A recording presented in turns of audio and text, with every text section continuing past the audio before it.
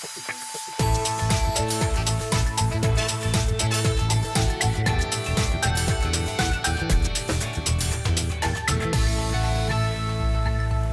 heel goeie joen, het is die zo'n april. Dit is Bient Miljoen, kunsthistoricus Ino Dracht, oer een bijzondere schenking ter ere van schreeuwer Teun de Vries. Lotte Snelder is gek op lietse hippe winkels en met haar website Leven in Friesland zet ze die in de etalage. En we dreamen joen de dream van keeperstrainer Etienne Stomp uit Drachten.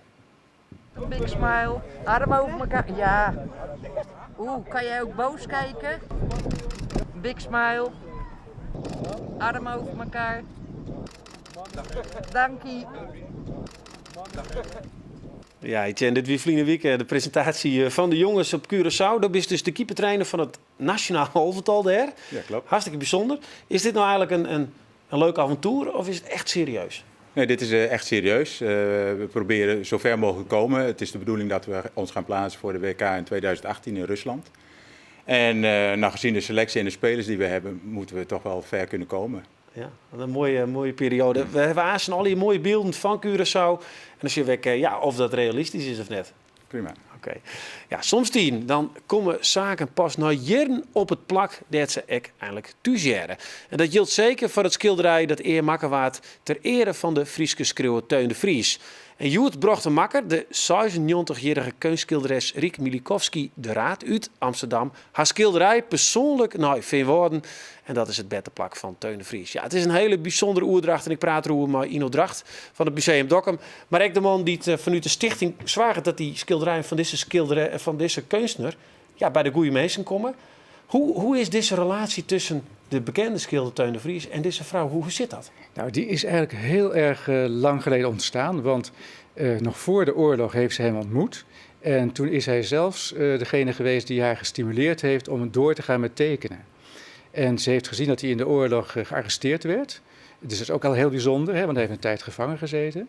En na de oorlog zijn ze het contact wat kwijtgeraakt. En op een gegeven moment heeft ze het weer opgepakt. Eigenlijk ook naar aanleiding van dit schilderij. Dus het is een soort cirkel die dan rond is geworden in feite. Ja, en als ze woord eigenlijk nog, had je dat steeds mijn warme hand, Jan? Is dat het? Hij heeft het wel gezien, maar hij is er niet meer. Zijn dochter was er wel vandaag bij, dus dat was al heel erg leuk. Dus een stukje van hem was er als het ware wel bij. Maar haar warme hand, die joegen het joet en wij waren erbij, de keer even een shit. Ja, precies. Ik hoop dat we er hier lang plezier van mag hebben. Dat het naar de zin is ook.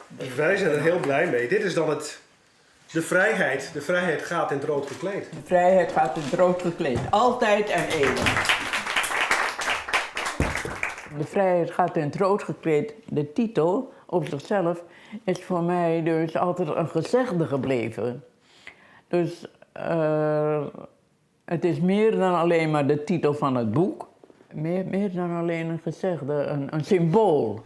Wij zijn er heel blij mee. Nou, dat doet me plezier. Teun de Vries noemde dit een onderscheiding. Dus heel hartelijk dank. Ik ben heel erg bedankt dat jullie het hebben willen aanvaarden, want dat vind ik ook heel fijn. Daar ben ik weer heel trots op. We zijn er heel blij mee.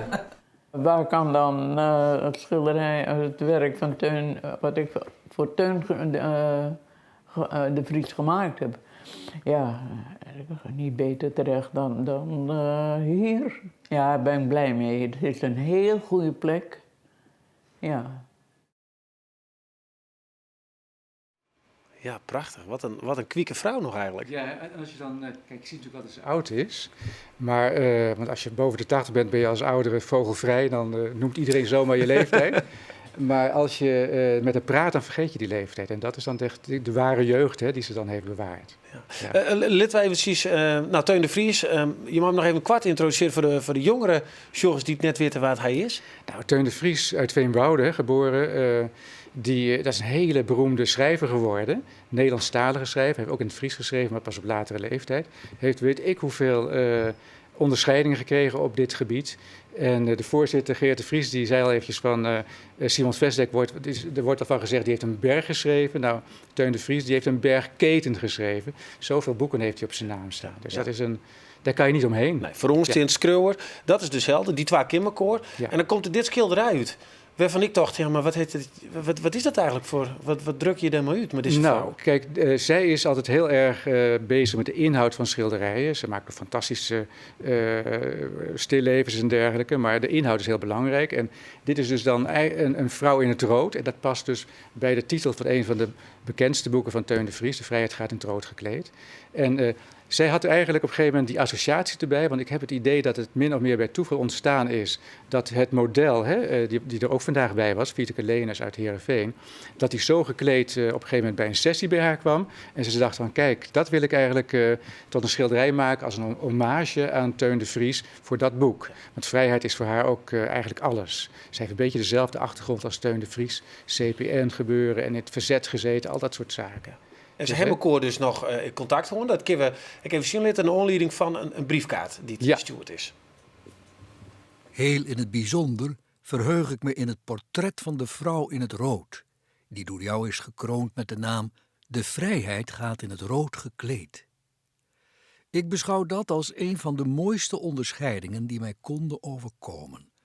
En ik dank je daarvoor uit de grond van mijn hart. Ik blijf een bewonderaar van je ferme stijl, je oplettend schilderzoog en het zintuig voor het fantastische in de realiteit. Met allerbeste wensen en groeten, je Teun de Vries. Heel persoonlijk, hè? Ja, heel persoonlijk. En zijn dochter die zei ook nog van dat haar vader die had zo'n goed oog voor dingen. Hè. Ik denk als schrijver moet je natuurlijk goed kunnen observeren. Maar hij had dus daardoor ook echt gevoel voor dat werk ook. Hè. Want zij is een realist. Professor Henk van Os heeft wel eens gezegd van over haar werk, dat is pas realisme. Hè. Dus dat vind ik wel eigenlijk leuk dat hij dat dan hierbij zegt zo. Hè. Dat het hem op die manier aansprak. Ja. En had je nou afsluitend het belang van dit stukje werk nou in Friesland, in Veewoorden? Nou, ik denk dat het voor het museum fantastisch is, want een schrijver, boeken, ze noemen het niet echt een museum daar, maar meer een kamer. Hè. Ze hebben heel veel activiteiten. Maar het is natuurlijk fantastisch als je dan ook een schilderij hebt van het gewijd aan Teun de Vries, om zo'n opstelling en zijn leven dus beter te kunnen illustreren. Dus ik denk vanuit het museale gedacht is het heel mooi om zo'n werk erbij te hebben. Okay. Ja. Nou, tegen dank in ieder geval voor u. Lees jou hebben nog een soort werk te doen, want de schilderijen moeten dus nog meer mensen en hopelijk mijn warme hoorn. Ik hoop het ook, ja. We blijven bij de Tweede Wereldoorlog, want dadelijk zullen wij hier nog een fragmentje uit een documentaire die wij maken over de Tweede Wereldoorlog. Vanuit haar bootje, varend oer de marren en de sletten, zegt zij hoe mooi Friesland wie en voelt dat elke nien dat witte mast. En hier, na de lancering van haar website Leven in Friesland, is Lotte snel eruit groeid tot een reddingsboei voor hippe ondernemers. Op haar website kunnen ondernemers haar winkel en producten promoten. Ja, welkom Lotte. Hoi. Ja, ik denk dat we het gewoon een keer heel mooi vertellen al hier, maar we moeten het zien, hè? En daar is de iPad voor die. Die website Leven in Friesland, dat is een soort van startpagina voor een leuke hippe club. Nou, laten zien hoe dit werkt. Nou, dit is de welkomstpagina. Daar kun je al in ieder geval de sfeer heel goed zien die wij willen neerzetten. Want daar gaat het om. We willen laten zien dat Friesland ook hip is. Dus we passen de foto's ook regelmatig aan, zoals je ziet. Met een mooie retrobus. Nou, op deze pagina vind je natuurlijk nieuwtjes. Nou, ja, ik zit zomaar in Wind. Ja, helemaal goed. Maar ondernemers zeg maar, die nieuws hebben, dat wordt hier opgezet. Wat niet op Facebook allemaal wordt gedeeld, maar ook af en toe op de site. Je kunnen mensen wat achterlaten. Nou, de kalender is hier te vinden. Mensen vinden het natuurlijk leuk om uitstapjes te maken. Nou, LIV-ondernemers organiseren dingen. Dat staat hierop. Recepten kun je vinden. Ik heb mensen uit Friesland die bloggen voor mij. Ook dat kun je hier vinden. Een en al inspiratie, arrangementen. Hoe gaat het? Ik ben dan de consument, dan begin ik hierheen. Maar waar wil eigenlijk bij de site staan? Hoe werkt dat? Nou, in principe gaat het om lokale ondernemers, dus geen ketens. Echt mensen die met enthousiasme een eigen onderneming runnen, met passie.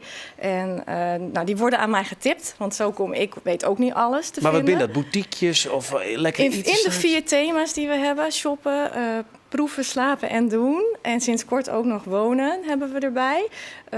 Eigenlijk omvat dat alles. Ik denk dat elke onderneming wel in een van die 4 thema's kan passen. Dus vanochtend zat ik nog in een shop in Bolsward, in een zijstraatje. Toen dacht ik, ja, zie je wel. Dat is weer zo eentje die je moet weten te vinden. En nou, ik kan wel even laten zien. Hè. Dan ga je naar het stukje shoppen. Als ondernemer denk je, nou, ik wil, of als consument denk ik wil graag gaan winkelen en ik wil graag zo'n leuk winkeltje. Nou, dan ga je naar het stukje shoppen. Dan heb je hier een overzicht van wat adresjes. Nou, we pakken er 1 uit. Nio en Elfa en Snake. Dan later pagina. Nou, met een foto. De foto's zijn in dit geval ook gemaakt door een fotograaf. Speciaal voor Liv. Want dat kan ook. Hè. Ondernemers kunnen die dan weer vragen.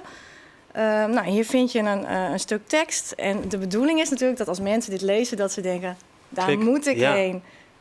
Ja. Ja. En zo werkt het dus eigenlijk bij meerdere bedrijven. Hoeveel klanten heeft nou? Nou, het groeit natuurlijk, want ik ben vorig jaar pas online gegaan met 10 en we zitten er nu op bijna 40, dus ik ben best wel tevreden. En wat vernemen die mensen dan?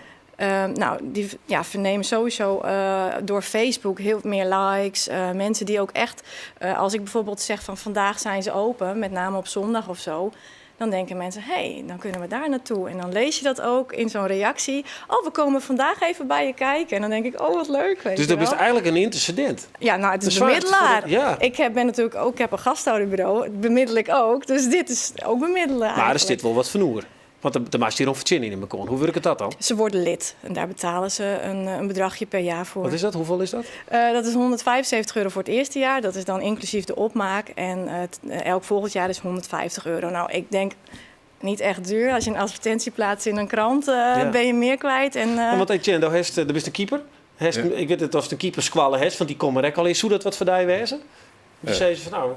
Ja, ik denk dat het voor voetbalscholen en dat soort dingen... Dan valt het onder doen. Ja, dus dat zijn best wel leuke dingen om daar reclame te maken. Ja, maar hoe kwam ze er eigenlijk op het idee?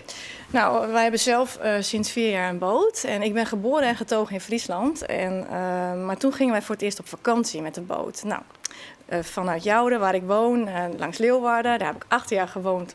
Lagen we in de Prinsentuin. En ik dacht, oh, wat mooi, vanaf het water is het gewoon anders. Toen kwamen we in Dokkum. Nou, hè? Ja, goed. En toen dacht ik, wat is het hier leuk? Waarom wist ik dat niet? Niemand heeft mij ooit verteld dat Dokkum zo'n gezellig plaatsje is. Leuke winkeltjes, gewoon musea. Smoekjes, prachtige musea met mooie schilderijen. Maar wat ik ook zag was leegstand. En ik denk, ja, straks kunnen we niet eens meer leuk gezellig winkelen. En is die hele beleving weg. Hebben we alleen maar ketens. Er is niks mis mee, maar dat maakt een plaats niet tot een leuk plaatsje. Toen is het gaan borrelen bij mij en gaan broeden. En ben ik echt een beetje gaan nadenken van wat moet ik hiermee? Je kan wel achteruit gaan zitten. Dus van, we zien wel. Nou ja, en we hebben natuurlijk de webshops natuurlijk een grote concurrent binnen. Ja. Voor leefstijlsvragen is dit dus de omgekeerde variant. Nou ja, maar er zit natuurlijk wel een risico voor die, hoor. Want ik bedoel, als nou heel Friesland bij op die site wil, ja, dan kiest net voor elke niet meer promoten. Hoe komt dat? Zo werkt het natuurlijk niet. Het is natuurlijk ook zo dat het een stukje onderscheidend is. Dus niet iedereen kan erop komen. Net elke niet maar erop? Nee, we hebben in principe ook per segment. Ik bedoel, je kunt niet in elke plaats de 5 restaurants hebben. Nee, het moet wel echt speciaal zijn. En daar wist je al voor? Ja. Hoe maak je nou dat onderscheid? Ja. Nou, vooralsnog hoef ik gelukkig niet te kiezen. Maar ik overleg ook met ondernemers. Goh, ik heb een aanbod van een winkeltje, die wil graag lid worden. Verkoopt ook wijn, ook van dat merk. Ja, nou, dat vind ik eigenlijk niet zo leuk. Ja, dan doen we het niet. Want wie het eerst kwam, die had het eerst het vertrouwen erin. Dus dan laat ik het zo. Nou, ik wens je een heel veel succes. Dank je wel. Je bent enthousiast genoeg om dit succes te maken, denk ik. Mooi. Nou ja, het is dus leven in Friesland.nl of .com. Kom naar Friesland, hè? Oh ja, oké. Ja, we gaan verder maar die oorlog. Want het is nou dit hier 24 juli dat de Tweede Wereldoorlog uitbreekt. En Omroep Friesland die begint daarom komend weekend met een documentaire riegen Friesland 4045. Ja, wat die oorlog maar us? In bient de komende dagen alvast een paar vaprilkes. En je hoort een fragment over de deportatie van de Joden uit Friesland. Wils de Duitsers en de Friese bevolking het in die eerste jaren aardig mogen liedje te rooien, wordt de Joodse minskip in nog net een jellier Hildal voortvagen. Achter de schermen werken de Duitsers aan de verwijdering van de Joden. Bij het begin van de oorlog telt Friesland goed 840 Joden. De meesten wij in Ljout, dat de Haatsynagoge stiet. Lietse synagoges staan in Bolzert, de Gediek, Snits, Haas en de Lemmer. Een jaar hier na het uitbreken van de oorlog worden Joden al confronteren met de eerste maatregels. Sloependerwijs, maar raffineerd, wordt het net sluiten. Langzamerhand worden Joden uit het openbare leven verdrongen. Ze mogen er eigenlijk haast nergens meer wezen. En dan daarna volgt er een proces wat je deze kinderen, ze waren uit hun beroepen verdrongen. Joodse leraren mochten net meer aan een gewone school lesje aan. Joodse bedrijven die kregen een bewindvoerder van de bezetter opdrongen. Ja, dan op een gegeven moment in 1942 beginnen de deportaties. Ook de familie Catan uit Ljout stiet dat lot te wachten. Heid Alexander, mem Julia en zoon Alfons van 12 kan in 1942 geen kant meer op. Door het beroepsverbod van Heid is er geen inkomen meer en een mogelijkheid om onder te doeken eerder net. Ten eerste zullen ze waarschijnlijk geen verbindingen met het verzet hebben gehad. En ten tweede was toen het verzet nog niet, ook niet in Friesland, zo georganiseerd dat je makkelijk, of min of meer makkelijk, uitwegen kon vinden. Zelfs niet voor mensen die niet opvielen. Maar mijn ouders vielen beide op. Vader door zijn invaliditeit en moeder door haar kleine gestalte.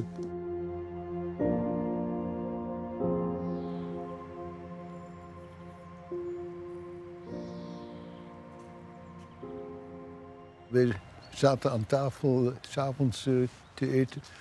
En ineens stond de overvalwagen van politie hier. En zei mijn vader tegen mijn moeder, daar zijn ze. Geen dus betekent dat ze op iets hadden gerekend. En toen is vader zo meegenomen zonder extra kleren, zonder zijn stokken zelfs. Want hij kon alleen maar lopen met stokken.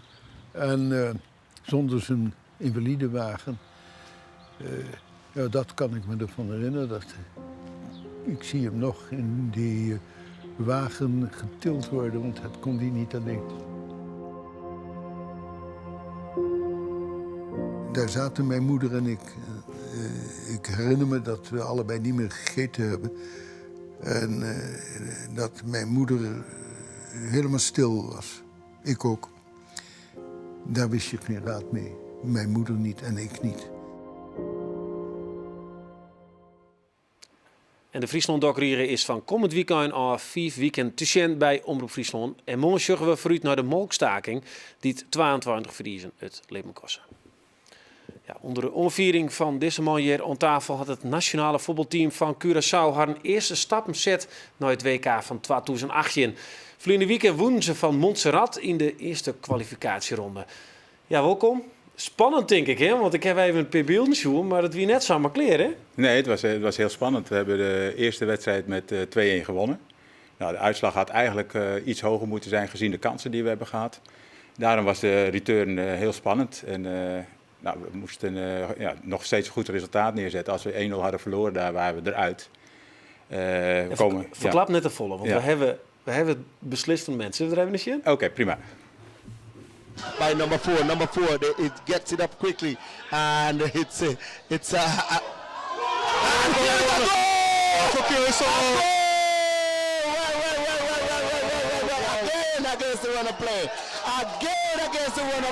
Ja, een heel soort garage, ja. Maar wat gebeurde er? Dit was de gelijkmaker. We stonden op dat moment 2-1 achter. 1-0 voorgekomen voor rust. En op een gegeven moment werd het heel krampachtig allemaal. We kwamen 1-1 gelijk. En op een gegeven moment ook 2-1 achter. Toen schrokken we wel. We dachten ook, het zal toch niet gebeuren dat we hier toch ten onder gaan. Op een gegeven moment kwam weer een uitbraak van hun 1 tegen 1 tegenover onze keeper. Maar gelukkig bleef hij overeind. Ja, trot uit denk ik. Hij pakte die bal mooi.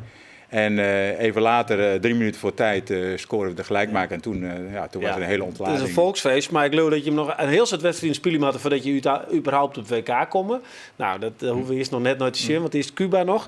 Maar ik vind het natuurlijk interessant. Er komt een heel club jongens uit Nederland, uit de eerste divisie en dus trainers. Patrick Kluivert als bondscoach stappen op het vliegtuig terug naar Curaçao om daar te voetballen. Dat is toch heel apart?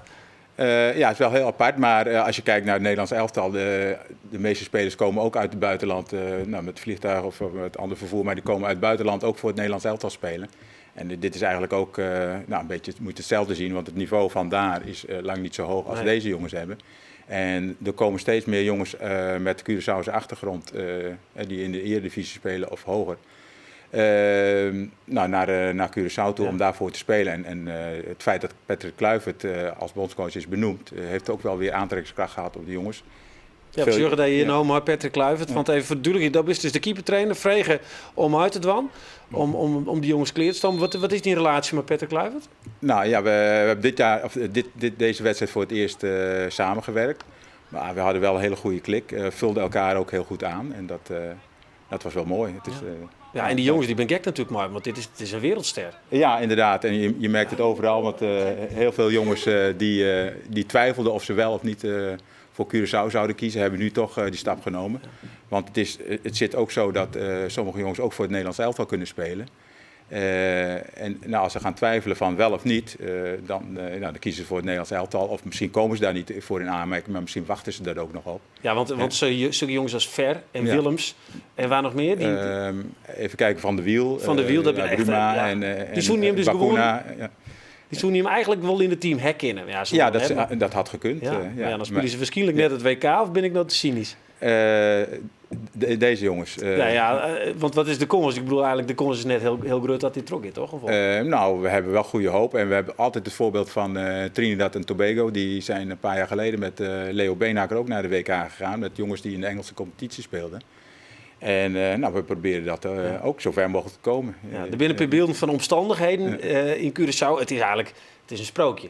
Hè? Ik bedoel, het is eigenlijk het mooiste wat je ook komt. Hier hebben heerlijke temperatuur, denk ik. Hoe viel dat extra dat je een beetje op vakantie binnen daar? Nou, eigenlijk niet. Want je werkt wel in hele mooie omstandigheden. Mooie, fijne temperaturen, lekker warm. Maar je bent toch met de missie daar en dan heb je geen tijd voor vakantie. Ja. Maar dan bloedt nog altijd die vraag in. Een jongen uit Drachten. De traint natuurlijk de jeugd van PEC. En hij is altijd een trainerszaken die ik bij Foppe de Haan, Indonesië, Tuvalu. Maar hoe kom je nou van Drachten in één keer daar? Dat is toch wel een opmerkelijke stap. Dit is eigenlijk omdat ik kom van Curaçao. Ik heb al eerder een project gedaan met WK-kwalificatiewedstrijden. De contacten zijn er altijd. En het feit dat ik ook met andere projecten mee ben geweest, dan vragen ze je toch wel weer terug. Ja. En in 2006 hebben we dit ook geprobeerd. En toen zijn we ook in de tweede ronde uitgeschakeld tegen Haiti, ook op het nippertje. Maar als ik kijk naar de selectie van nu en de selectie van toen, hebben we toch wel veel meer kans. En hoe zit dat daar? Zit dat daar als een Nederlander of echt als een man van Curaçao? Nou, een beetje ertussenin. Hè. Ik ben daar geboren, tot mijn 13e gewoond. Maar ik woon al heel lang in Nederland. Maar je weet wel hoe het daaraan toe gaat. En dus eigenlijk is het, omdat je connecties hebt met het eiland en je weet hoe de cultuur is. Maar je wilt toch een topsportklimaat creëren daar. En dat is er nog niet. En met deze jongens en met Patrick Kluivert proberen we toch dat te realiseren. En Patrick Kluivert heeft natuurlijk heel veel impact. Maar verneemt ik dat, want er is wel eens wat negativiteit op Curaçao, criminaliteit. Verneemt ik dat het er op die eiland nooit verhoort? Nou, kijk, met deze wedstrijden en dit team heeft het ook een beetje de bevolking gebonden. Het begon steeds meer te leven. In het begin misschien wat cynisch. Maar hoe langer we daar waren, je merkt toch dat de bevolking er steeds meer achter kwam te staan. Ja. En ook, net wat ik al zei, met Patrick Kluivert erbij, die was echt heel, heel populair daar. Maar overal waar hij kwam, mensen die willen met hem op de foto, handtekeningen. En dat is, en hij kan ook heel veel bewerkstelligen nu op dit moment met zijn invloed. Ja, prachtig. Nou, het jongensboek is nog lang, dat dicht. Zet hem op. Daar eerst in Cuba. Nou, daar zit heel Nederland plat voor, denk ik, of net? Ik hoop het wel. Ja. Oké. Hey, hartstikke bedankt. Jim, ik al je bedankt. En nog een Guillaume verder. Ja, dit wie het alweer voor jou. Morgen is Katrien Zwiera hier te gast. Hij helpt boeren in Myanmar. Dat is het Jedre Birma. Voor nu nog een hele mooie Joen verder.